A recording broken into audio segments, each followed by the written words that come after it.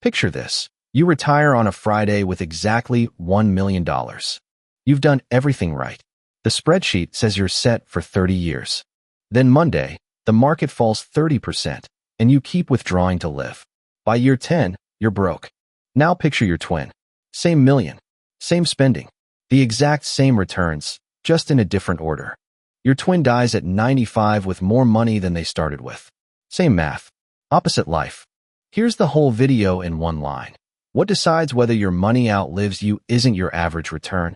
It's the order of your returns, and mostly the first 5 years. It's called sequence of returns risk. Ignore it, and a perfectly good nest egg can quietly go to zero. So let's see exactly how, and the 4 ways to defuse it. First, the trap, because it's sneaky. While you're saving, the order of returns literally does not matter. Up then down, or down then up. If you're not touching the money, you land in the same place. Only the average matters. That's the rule you spent 30 years learning. And the day you retire, it flips. Because now you're withdrawing. A crash doesn't just shrink your balance. It forces you to sell shares to pay the bills. You sell them cheap, at the bottom, to buy groceries. Those shares are gone. They never get to ride the recovery. A crash in your first year is a wound. The same crash in your last year is a footnote. Let's make it concrete. 2 retirees, both start with 1 million. Both take the same income. Both earn the same average return over the stretch.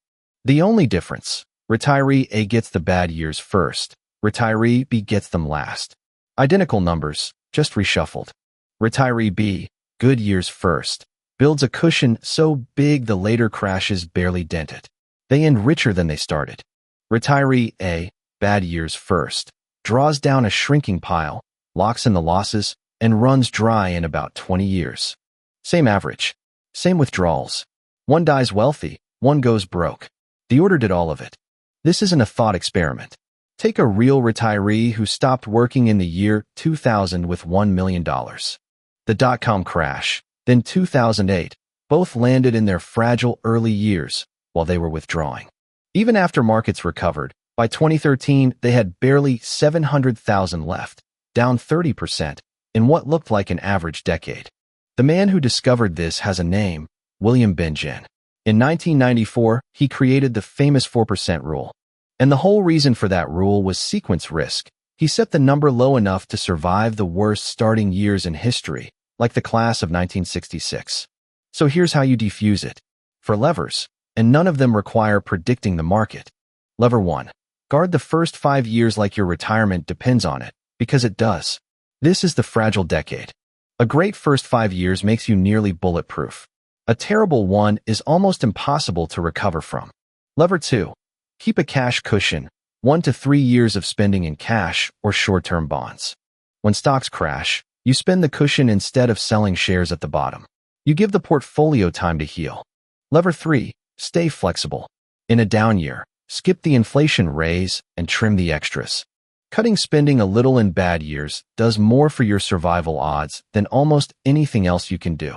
Lever 4. Lower your stock exposure right around retirement, then raise it again later. Advisors call it a bond tent.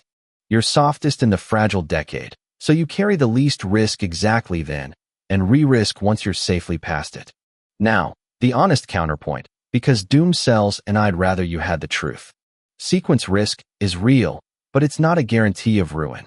In most of history, retirees died with more than they started. And Bengen himself now says the safe number is closer to 4.7%, not 4%, because a diversified retiree has more room than the scariest case suggests. The takeaway isn't panic. It's that the risk is front-loaded and manageable if you plan for it before you retire, not after. So the one thing to carry home, your average return is a comforting liar.